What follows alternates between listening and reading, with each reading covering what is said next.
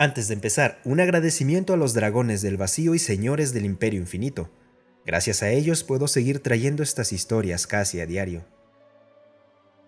Auxiliares humanos. Galvark no estaba feliz. No estaba feliz por varias cosas en ese momento.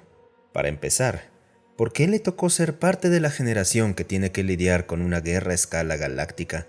Suspirando para sí mismo, Galvark continuó revisando su arma y demás equipo mientras la nave de desembarco en la que se encontraba descendía rápidamente a través de la atmósfera.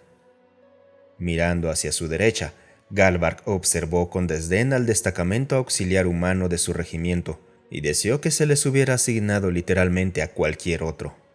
Pero no. El alto mando había decidido juntarlo a él y a su regimiento con los humanos.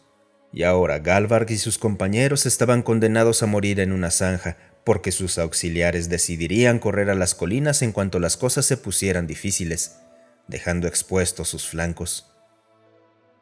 Galvark había escuchado las historias. Los humanos no eran más que cobardes y canallas que sacrificarían y abandonarían a él y a sus hermanos de armas en cuanto las cosas se complicaran. Los humanos habían cultivado una reputación por ser una de las especies más comunes entre las tripulaciones de las muchas naves piratas que asolaban la oscuridad del vacío. Había leído docenas de noticias sobre piratas humanos que habían tomado como rehenes a caravanas o empresarios adinerados en apenas un ciclo galáctico desde que los humanos fueron presentados a la galaxia. ¿Por qué el alto mando pensaba que traer humanos a esta campaña era buena idea? Galvark nunca lo sabría. Lo que sí sabía era que no le gustaba. El viaje entero hasta este lodazal infestado había sido, por decirlo suavemente, exasperante, pues los humanos parecían disfrutar causar la mayor molestia posible al resto de la tripulación y pasajeros. Los humanos habían convertido su bahía de carga en la sección más ruidosa de la nave, y Galvark tuvo la fortuna de estar estacionado justo al lado, lo que le costó muchas noches de sueño. Él y algunos de sus compañeros intentaron solicitar al alto mando que expulsaran a los auxiliares humanos, lo que negaban en cada ocasión, algo que comenzaba a colmar la paciencia de Galvark. ¿Acaso no veían que los humanos solo pondrían en riesgo la misión? No le importaba pelear sin una quinta compañía de tropas. Sería mucho mejor que luchar junto a estos simios desorganizados y criminales.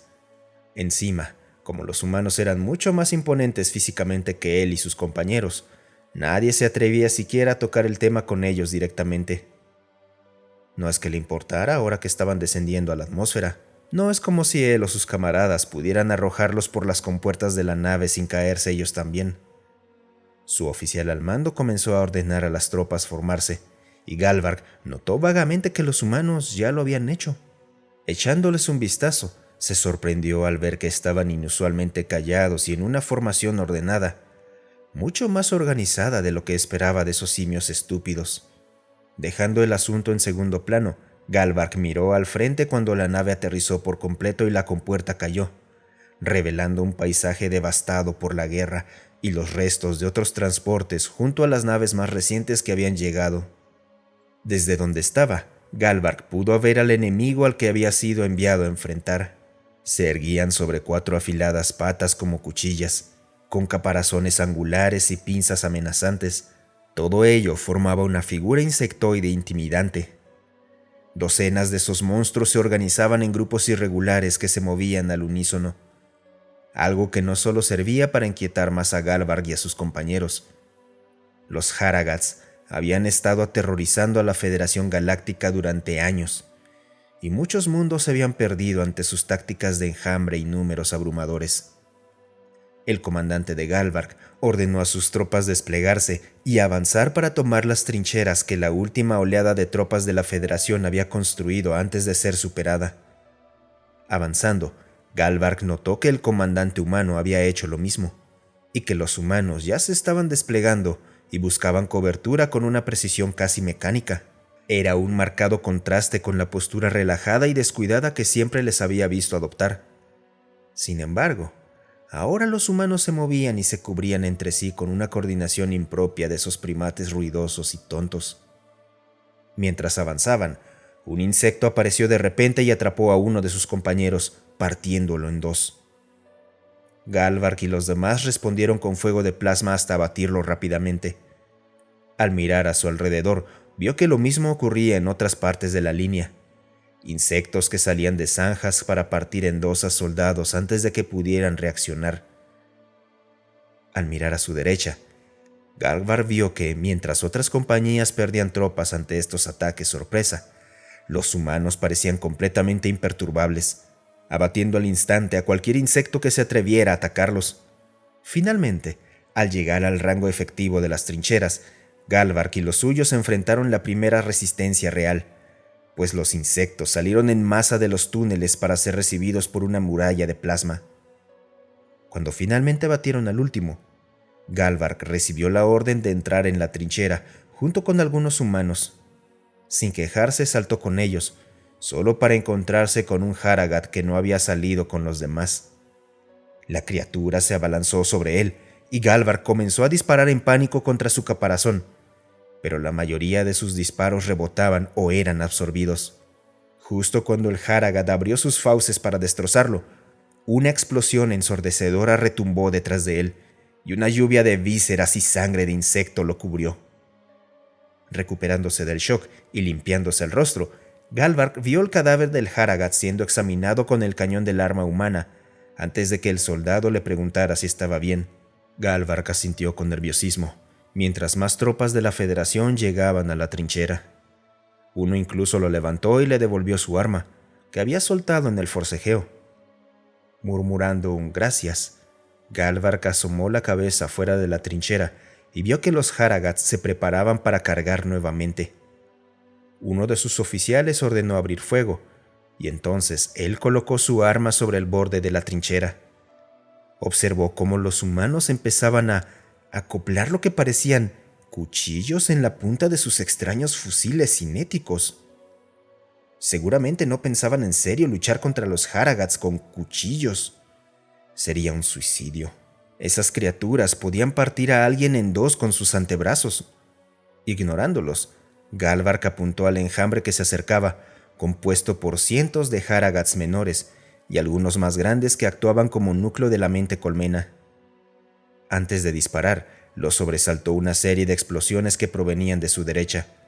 Al girarse, vio que el escuadrón humano en la trinchera contigua había abierto fuego con sus armas cinéticas. Cuando volvió a mirar al enjambre, la mayoría de los Haragads grandes ya yacían abatidos, y los más pequeños empezaban a titubear al perder su gran conexión con la colmena. Fue entonces cuando llegó la orden de abrir fuego, y docenas de ráfagas de plasma surcaron el campo, combinándose con el estruendo de las armas humanas y los chillidos de los Haragads en una sinfonía que reconfortaba a quienes habían perdido a seres queridos por su culpa. Pero el alivio duró poco. Versiones más grandes y peligrosas de los Haragads salieron de entre los restos de sus congéneres y se lanzaron a toda velocidad hacia ellos. Antes de que nadie pudiera reaccionar, ya estaban a pocos metros. En ese momento los humanos actuaron. Ignorando todas las advertencias recibidas en el informe previo a la misión, saltaron fuera de las trincheras y contraatacaron a las élites insectoides, blandiendo las bayonetas de sus fusiles con furia. Casi hipnotizados por la temeraria exhibición, Galvark y los suyos estuvieron a punto de olvidar que seguían en combate hasta que alguien gritó que mantuvieran alejados a los insectos más pequeños de los humanos. Obedeciendo de inmediato, Galvark y sus compañeros abrieron fuego con cuidado de no herir a sus aliados humanos. Los Haragad de élite parecían tan sorprendidos como él por la ferocidad humana, y lo más absurdo era que estaban resistiendo. Poco a poco, gracias a que los humanos mantenían a raya lo peor del enemigo, Galvark y los suyos lograron diezmar a los guerreros Haragad. Finalmente, con un último empuje, los insectos agotaron sus refuerzos y se retiraron. Mientras los enemigos huían, Galvark y muchos otros salieron de las trincheras para cargar con los humanos heridos hacia los médicos. Muchos de ellos habían perdido extremidades y sangraban profusamente, tiñendo de rojo los uniformes azulados de la Federación. Pero a Galvark no le importaba. Por molestos, inquietantes e incluso irritantes que fueran fuera de combate, esos humanos acababan de arriesgar sus vidas para protegerlos, y por eso les debían la suya.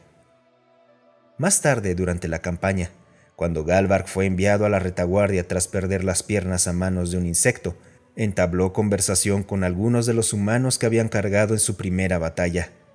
Hasta hoy, no olvida las palabras que le dijeron cuando preguntó por qué lo hicieron. Bueno, sabíamos que ustedes no la pasarían muy bien si las trincheras eran superadas y todo se reducía a combate cuerpo a cuerpo. Eso significaba que alguien tenía que plantarle cara a los insectos y mantenerlos ocupados para que las armas pudieran seguir disparando. Y si alguien tenía que hacerlo, entonces teníamos que ser nosotros. Muchas gracias por escucharme. Si te gustó el video, considera darle un me gusta y dejar un comentario para alimentar al algoritmo.